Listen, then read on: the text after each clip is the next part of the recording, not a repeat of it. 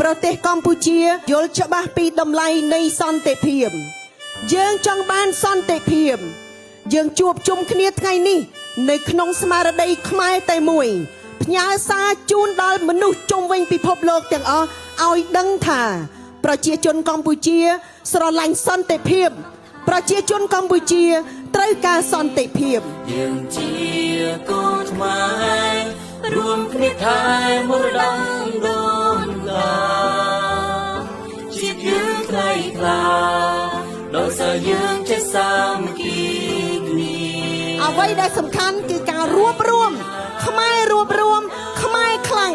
ខ្មែររួបរวมយើងនឹងឈ្នះនៅអ្វីសពបែបយ៉ាងទាំងអស់ហើយសន្តិភាពនៅតែជារបស់យើងជាខ្មែរ